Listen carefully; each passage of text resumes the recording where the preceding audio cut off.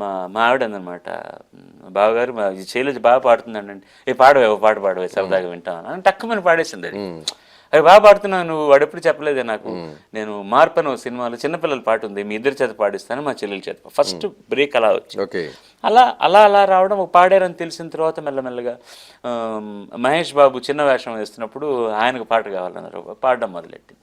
So slowly she got her opportunities. మిగతా వాళ్ళు ఎవళ్ళు విన్నవాళ్ళు ఇచ్చారే తప్ప బాలు సిస్టర్ని ఇవ్వలే. నా మ్యూజిక్ డైరెక్షన్లో కూడా న్యాయం చెప్పాలంటే, నేను ఫస్ట్ ప్రొడ్యూసర్స్ చెప్పేది ఏంటంటేనండి, దయచేసి రైటర్స్ని, మ్యూజిక్ సింగర్స్ని ఛాయిస్ మీరే తీసుకోండి.